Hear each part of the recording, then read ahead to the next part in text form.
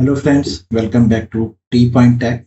Student, C plus plus की series में previous video में हमने स्टार्ट किया था एचटीएल लाइब्रेरी, जिसमें हमने उसका इंट्रोडक्शन और वेक्टर कंटेनर के बारे में पढ़ा था। स्टूडेंट, आज हम इस वीडियो में वेक्टर के अंदर किस किस तरह से एलिमेंट्स को इंसर्ट कर सकते हैं ये समझेंगे, थ्योरेटिकली एंड प्रैक्टिकली। चलिए स्टार्ट करते हैं। इंसर्शन इन वेक्टर। स्टूडेंट, वेक्टर जो है वो आपके डायनेमिक एरे को क्रिएट करने के लिए यूज किया जाता है। It is a dynamic array that store collection of elements of same type. ये मैंने कल भी आपको समझाया था, एक बार दोबारा से रिवाइज करा देता हूँ। इन कंटिन्यूअस मेमोरी लोकेशन, यानी कि एक के बाद एक डायनेमिक एरे क्रिएट करके आपको देगा। It has the ability to resize itself automatically when element is inserted or deleted। यह वाला पॉइंट हमने प्रीवियस वीडियो में कवर किया है, जिसमें मैंने आपको साइज और कैपेसिटी एक्सप्लेन किया था। तो किस तरह से जैसे जैसे साइज इंक्रीज होता जाता है, कैपेसिटी अपने आप ऑटोमेटिकली डबल होती जाती है। तो जो स्टूडेंट्स डायरेक्ट इस वीडियो को कवर कर रहे हैं, वो प्लीज एक बार प्रीवियस वीडियो को जरूर चेक करें। आज हम इस वीडियो में वेक्टर के अंदर इंसर्ट करना सीखने जा रहे हैं। स्टूडेंट, वेक्टर के अंदर एलिमेंट्स को ऐड करने के लिए हमारे पास 4 फंक्शंस हैं। पहला है पुशबैक फंक्शन, दूसरा है इंसर्ट फंक्शन, तीसरा है assign and fourth one is operator equal to. तो चारों फंक्शंस को एक एक करके हम इंप्लीमेंट करते हैं। सबसे पहला पुशबैक फंक्शन है, जिसकी हेल्प से आप वेक्टर के अंदर एक न्यू एलिमेंट इंसर्ट कर सकते हैं एट द एंड। लिखा है this function add a new element at the end of the vector. Insert function की हेल्प से आप स्पेसिफाइड पोजीशन पर इंसर्ट कर सकते हैं। नाम से ही पता चल रहा होगा, इंसर्ट।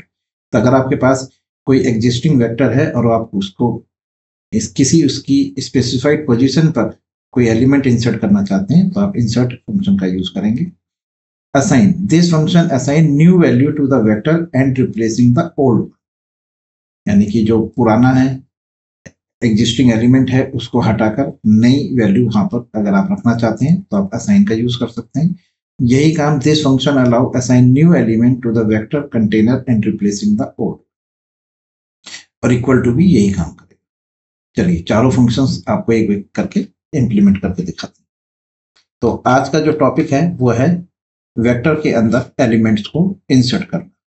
तो सबसे पहले वेक्टर को क्रिएट करने के लिए आपको एक हेडर फाइल इंक्लूड करनी है, वेक्टर। और आप फिर वेक्टर लिखिए।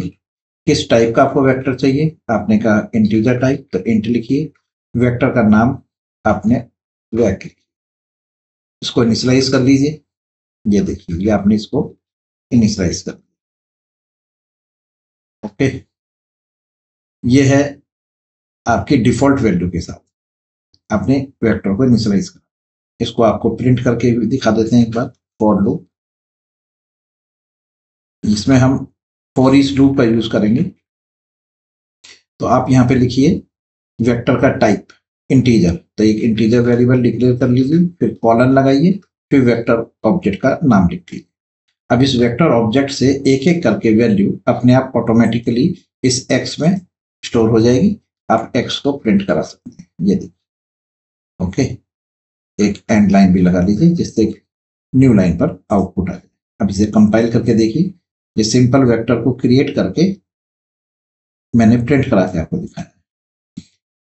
इसी चीज को आप एक नॉर्मल लूप जो हमने यूज करते हैं फॉर लूप, उसके थ्रू भी कर सकते हैं। आप जैसे फॉर लूप लगाएं, ये नीचे वाला जो है स्टूडेंट, ये आपका फॉर ईच लूप। अगर आप नॉर्मल लूप का यूज करते हैं तो भी आप काम कर सकते हैं। इंटीजर आई बराबर 0, I less than vector dot size, vector पे साइज तक आपको लूप चलाना है, आई प्लस प्लस। और सिंपल आप लिखिए C out vector I end line. Okay, एक बीच में यहां पर एक सेपरेटर लगा लीजिए।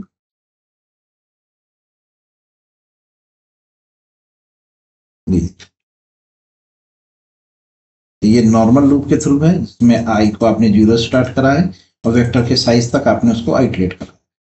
अब देखिए दोनों से सेम आउटपुट आपको मिलने वाला। क्लियर है? तो स्टूडेंट ये है वेक्टर को डिक्लेयर करके उसको इनिशियलाइज कर। अब अगर आप इसको फंक्शन के थ्रू करना चाहते हैं तो आप यहाँ पर फंक्शन यूज कर सकते हैं, जैसे मैं यहाँ पे यूज करने जा रहा हूँ वेक्टर डॉट पुश बैक। अब ये जो पुश बैक फंक्शन है, इसमें आपने 66 लिखा है, तो ये वेक्टर के एंड में इंसर्ट करेगा, एंड ऑफ द वेक्टर। तो ये 55 है, तो 55 के बाद 66 को यहाँ पर इंसर्ट करा। ये देखिए पुश बैक, ये देखिए 66 इंसर्ट हो। ठीक, एक बार आप दूसरी एक एलिमेंट और रख लीजिए, जैसे आपने इनपुट करा 77, तो ये पहले 66 इंसर्ट कर ऐड कराएगा, फिर 77। क्लियर है? Push back. चलिए दूसरा फंक्शन आता है आपका इंसर्ट। अब अगर आप किसी स्पेसिफाइड पोजीशन पर इंसर्ट करना चाहते हैं तो आप यूज करेंगे इंसर्ट फंक्शन। तो देखिए आपने यहां लिखा वेक्टर डॉट इंसर्ट, कहां इंसर्ट कराना चाहते हैं? आपने कहा मैं 33 के बाद इंसर्ट कराना चाहता हूं 99। तो आप यहां पर इंसर्ट में, सॉरी यहां पर कॉमा लगा रह गया, डॉट लगेगा, इंसर्ट, फिर आप अपने आइटरेटर का वेक्टर का नाम लिखिए, ऑब्जेक्ट जिसमें आप इंसर्ट कराना चाहते हैं, डॉट बिगिन। ध्यान रखिएगा यहां पर अगर आपको थर्ड के बाद करना है तो आपको शुरू से स्टार्ट करना पड़ेगा, 0 1 2 3। ठीक है, तो आप यहां लिख दीजिए 1 पे यहां आएगा, 2 पे यहां है, तो आपने यहां लिखा +3, बिगिन +3। तो ये आपके फर्स्ट वाले एलिमेंट से स्टार्ट करेगा और थर्ड पोजीशन पर इंसर्ट करा देगा 99। इस तरह से इसका सिंटेक्स लिखा जाना। वेक्टर डॉट बिगिन, बिगिन यानी आप इस 11 पर हैं, +3, तो 1 1 2 3, यहां पर आपको इंसर्ट करा देगा ये 99। ये देखिए, ये देखिए, क्लियर है? तो सिंटेक्स को एक बार ध्यान से देख लीजिए। वेक्टर डॉट बिगिन, आप 11 पर हैं, अब ये पोजीशन जो है आपको थर्ड के बाद करना है, तो 1 2 3, तो आपने कहा 3 पोजीशन पर 99, तो ये यहां पर 99 इंसर्ट करा। क्लियर है? समझ में आ गया? चलिए इसी इंसर्ट को आप एक दूसरे तरीके से भी लिख सकते हैं, यानी कि ये ओवरलोडेड मेथड है इंसर्ट।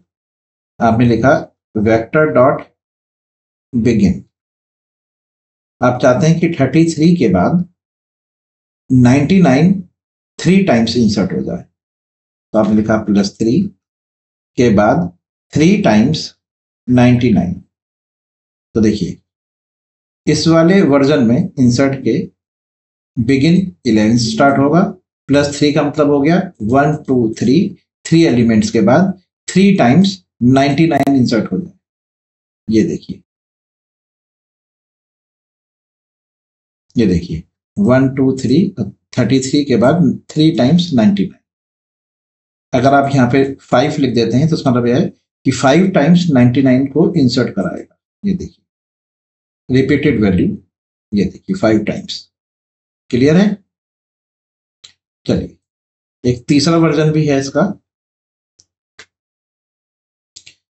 उसमें आपको एक वेक्टर के अंदर अगर दूसरा वेक्टर इंसर्ट करना हो, देखिए पहला वाला हमारा वेक्टर 1 है, ये हमारा वेक्टर 2 हो गया है। इसके अंदर जो वैल्यूज हैं वो हैं 66 77 88 99 एंड 100। चलिए अब आप चाहते हैं इंसर्ट कराना, तो आपने लिखा है यहाँ पे वेक्टर डॉट इंसर्ट,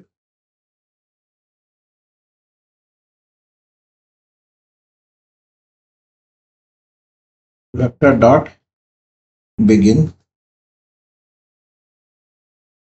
कहां पर इंसर्ट करना था, +1 के बाद, यानी कि 11 के बाद आप इंसर्ट कराना चाहते हैं। ठीक है, कौन सा वेक्टर इंसर्ट करना चाहते हैं? आपने कहा वेक्टर 2। वेक्टर 2 को कहां से स्टार्ट करना चाहते हैं? आपने कहा मैं चाहता हूं कि 77 से लेके 99 तक, वेक्टर 2 में भी 77 से लेके 99 तक। ठीक है, तो आपने लिखा वेक्टर 2 अगर आप पूरा वेक्टर चाहते हैं तो डॉट बिगिन लिख लीजिए। ओके, तो वेक्टर के पहले एलिमेंट से स्टार्ट होगा, comma comma vector 2 dot and. इस वाले केस में स्टूडेंट ये वेक्टर 1 में, वेक्टर 1 के अंदर पोजीशन आपने रखी है 1, यानी कि 11 के बाद वेक्टर 2 का 66 से लेके 100 तक इंसर्ट करा देगा। ठीक है, यानी कि आंसर जो आएगा वो आएगा 11, फिर 66 से 100, फिर 22 से 55। ये देखिए, ये देखिए 11 के बाद वेक्टर 2 की सारे एलिमेंट्स और फिर कंटिन्यू वेक्टर 1। क्लियर?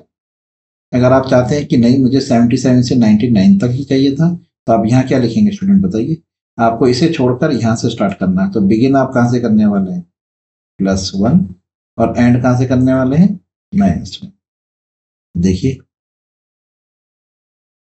ये देखिए 77 से 99, दो एलिमेंट्स शुरू के और एंड वाला इसमें हटा। क्लियर है? समझ में आ गया? इस तरह से आप इंसर्ट कर सकते। चलिए, तीसरा तरीका हमारे पास था असाइन करना। ठीक है, चलिए असाइन करके दिखाते हैं आपको। असाइन, असाइन का मतलब है कि पुरानी वैल्यू को रिप्लेस करके नई वैल्यू असाइन करके। ठीक है, दिस फंक्शन लिखा हुआ है, this function assign a new value to the vector and replacing the old। ठीक है, चलिए नई वैल्यू असाइन करेगा। तो आपको यहां लिखना है, आपने लिखा कि वेक्टर 2 में, वेक्टर 2 में असाइन कर दे वेक्टर। ठीक है, ये वेक्टर 1 है। अब वेक्टर 1 में कहां से कहां तक, तो वेक्टर 1 का आपको बताना पड़ेगा वेक्टर 1 को कहां से कहां तक। वेक्टर डॉट बिगिन और वेक्टर 2 डॉट एंड। अभी क्या करने वाला है, वेक्टर 2 के अंदर असाइन कर देगा वेक्टर 1 की बिगिनिंग से वेक्टर एंड तक, यानी कि 11 से लेकर 55। तो ये वेक्टर 2 में रख देगा, तो ये रिप्लेस हो जाएगा। ठीक है, अब आप यहां पर वेक्टर 2 को प्रिंट करा के देखिए। हमने वेक्टर प्रिंट करा रखा है ना स्टूडेंट्स, तो इस वाले केस में आप यहां पर वेक्टर 2 लिख लीजिए, वेक्टर 2। ये देखिए वेक्टर 2 में असाइन करा रहे हैं आप, तो वेक्टर 2 की जो ओरिजिनल वैल्यू है वो रिप्लेस हो जाएंगी वेक्टर से, वेक्टर 1 से। ये देखिए, ये स्टूडेंट वेक्टर 2 प्रिंट हो रहा है, वेक्टर 1 नहीं है। हाँ जी, वेक्टर 2 प्रिंट हो रहा है। ये देखिए, ये वैल्यू रिप्लेस हो गई वेक्टर 1 की वैल्यू। ठीक है, ये देखिए वेक्टर 2 प्रिंट कराया मैंने कहा है वेक्टर 2 में असाइन करते वेक्टर 1 की बिगिनिंग से वेक्टर एंड। अगर आपको पूरा नहीं चाहिए, आपने कहा मुझे 22 से लेके 44 तक चाहिए, तो ध्यान रखिए वेक्टर 2 में ये सारी वैल्यू रिप्लेस हो जाएंगी इन तीनों वैल्यू से। देखिए करके दिखाते हैं। तो आप कैसे लिखेंगे, वेक्टर 1 डॉट बिगिन +1 और वेक्टर 2 डॉट एंड -1। तो आपने जो ये रेंज सेलेक्ट करी है, ये स्टूडेंट 22 से लेके 44 तक की है, जो वेक्टर 2 में असाइन हो जाएगी, इसलिए इसका नाम है असाइन। ये देखिए, क्लियर है? समझ में आ गया? ये 11, 22, 33 ये कौन सा आ रहा है देखते हैं एक मिनट। ये हमारा है वेक्टर 2, फिर वेक्टर 2। अच्छा स्टूडेंट, यहाँ पे मैंने वेक्टर लिख रखा है ना, यहाँ पे वेक्टर 2 लिखिए, प्रिंट में वेक्टर 2। ठीक, ये देखिए, ओके। चलिए, ये है हमारे पास असाइनमेंट। अब नेक्स्ट फंक्शन जो है वो है ऑपरेटर इक्वल टू। ये भी आपका इसी तरह से थोड़ा सा वर्क करेगा। ठीक है, ये भी क्या काम करने वाला है, this function assign a new value to the vector container and replace the old. चलिए देखिए इसको किस तरह से यूज करेंगे। आप लिखेंगे vector 2 dot operator equal to, और उसके आगे आप डायरेक्ट वेक्टर लिख सकते हैं। ये जैसे आपको यहाँ पर असाइनमेंट के टाइम आपको रेंज देनी पड़ रही थी, आपको यहाँ पर रेंज की जरूरत नहीं है, आप डायरेक्ट वेक्टर को वेक्टर 2 में असाइन कर सकते हैं। लीजिए वेक्टर 2 असाइन हो गया है वेक्टर 1 की वैल्यू से। ये क्लियर है, ये है इक्वल टू। तो स्टूडेंट ये वो फंक्शंस हैं जिनकी हेल्प से आप वेक्टर के अंदर वैल्यू इंसर्ट कर सकते हैं। क्लियर है, सबके अपने अपने रोल हैं। जैसे कि अगर आप पुश बैक वाले फंक्शन का यूज कर रहे हैं तो जो वैल्यू आप इंसर्ट करेंगे वो एट द एंड होगी। ठीक है, अगर आप इंसर्ट वाले फंक्शन का यूज कर रहे हैं तो at element at specified position पर होगी। क्लियर है, अगर आप असाइन कर रहे हैं तो आप जो एग्जिस्टिंग वैल्यूज हैं वेक्टर की, वेक्टर 1 की एग्जिस्टिंग वैल्यूज जो है वो रिप्लेस हो जाएंगी वेक्टर 2 से, अगर वेक्टर 2 को आप असाइन करने जाने वेक्टर 1 में। क्लियर, इक्वल टू ऑपरेटर में ये भी आपकी न्यू वैल्यूज को असाइन करेगा, पुरानी वाली को रिप्लेस कर देगा। लेकिन दोनों में डिफरेंस क्या है कि इसमें आप डायरेक्ट ऑपरेटर वाले में डायरेक्ट वेक्टर पास कर सकते हैं, असाइनमेंट वाले में आपको रेंज पास करनी है। क्लियर, चलिए स्टूडेंट, तो स्टूडेंट्स इस लेक्चर में मैंने कवर किए हैं वेक्टर में इंसर्ट करने के सारे फंक्शंस, जिनको मैंने आपको थ्योरेटिकली और प्रैक्टिकली इंप्लीमेंट करके दिखाया। नेक्स्ट वीडियो में हम वेक्टर के अगले फंक्शंस जिनकी हेल्प से हम वेक्टर के एलिमेंट्स को एक्सेस कर सकते हैं, डिलीट कर सकते हैं, उनको कवर। इस वीडियो में इतना ही। अगर ये वीडियो आपको समझ में आई, अच्छी लगी, तो इस वीडियो को अपने फ्रेंड्स के साथ शेयर करिए, लाइक करिए और कमेंट्स करिए। और अगर आप हमारे चैनल पर नए हैं तो प्लीज हमारे चैनल को subscribe. Thank you very much, good bye.